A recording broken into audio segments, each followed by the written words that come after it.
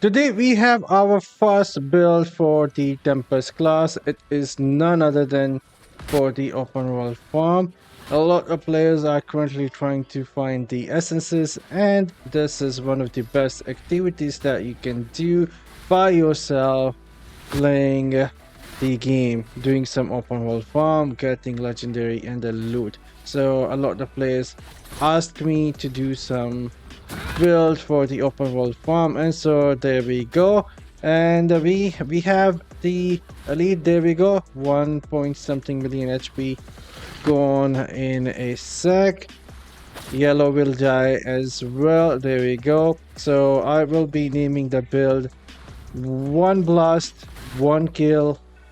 Since you guys can see, we have a ton of blast happening around us that is sending enemies to hell, destroying them to smithereen, and we have couple of dashes to move between the packs. The movement speed isn't all that bad either. It is somewhat really decent combination of build, but the skill cap is a bit harder compared to the other classes because we have to use 2 dashes in this build, and we have a downtime for the surfing build, so you have to manage the skills in between while your surfing is down, and this is how the build looks. Another thing that is very important, I would say right now from the get-go, this build is going to be, or Tempest is going to be very hungry for the beneficial duration, and so you will have to stack that up as much as you can, and even utilize the Blessed Pebble 1-star gem in your build just for the open world farm, so you will have a bit easier time using this build and having a bit more duration for the vortex and the rolling surf build. So this is how it looks, pretty decent. Not the fastest, I would give it like 7 out of 10 when it comes to open world farm, because just because there is a hiccup in between, there's a downtime in between before we can like use the rolling stuff again. If there was some way of keeping that up for 100%, this would be a lot better experience. But now that is out of the way, I'll see you guys in a sec with the essences and everything that is needed for this build. So the skills that we are equipped with is the Wind Edge.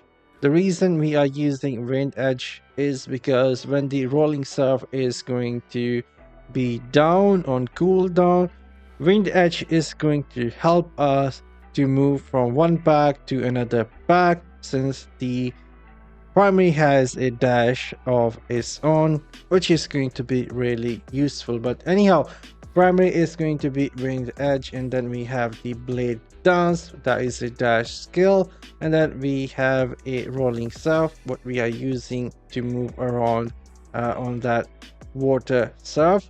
And then we have a breaker, another dash skill, and then we are using vortex, that is destroying enemies to smithereens. And for the essences, this is what we have.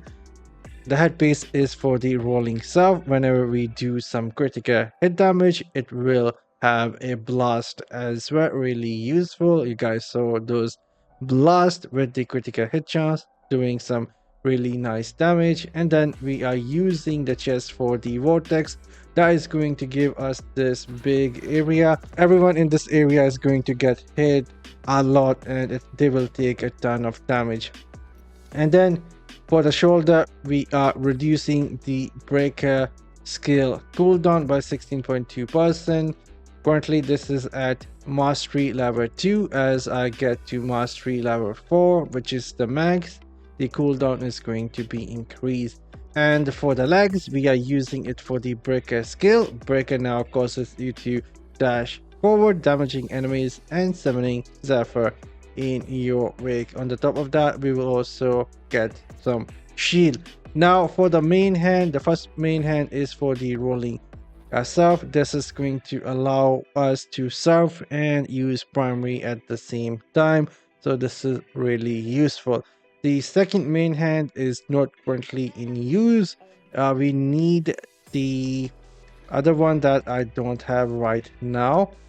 This one, it is for the winged edge, so this is what we need in this build, but currently I don't have that, so I'm equipped with the wave edge main hand. But for the offhand, we are increasing the blade dance maximum charge by 1, and the second offhand is for the vortex. Whenever we use vortex, it will increase our primary attack speed, which is good since I'm also using gloomcast gem, so I can unleash a bit more blades and I can move with the rolling surf as well. So these are the essences. As for the set pieces, I'm using 2 pieces of Ratus to increase the beneficial duration, and then I am equipped with the banquet 4-piece. You can also go with 4-piece Gloom Guide Price since we have a lot of dashes, but I like to leave enemies behind with the Viper Bite Poison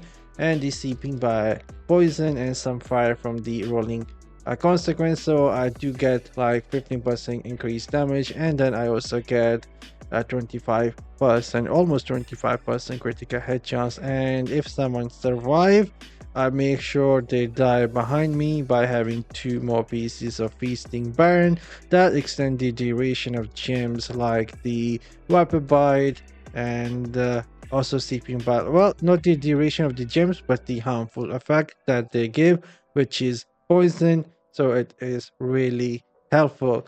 And now let's talk about what will be the other important bits of this build, and that is going to be getting maximum amount of duration of beneficial effect increase. This is going to be extremely important for this build or Tempest itself. You need to get this on all 8 pieces, and then you also need to get that on your chest, your legs, I believe so. It comes with the boots as well. You can get some more beneficial duration on your boots, and you can also get some on your belt.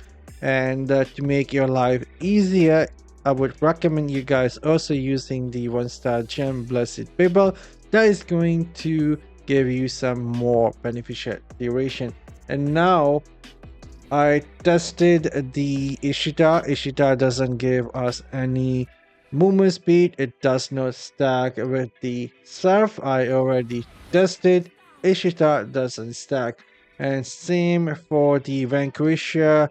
Movement speed, it doesn't stack. So what I would recommend is using some of the Warden increased size. That is going to help you move a bit faster. And that is all. I will be sharing some more build soon, but currently still grinding for the mastery and the missing essences. I'm signing off. See you all in the next one. Later, guys.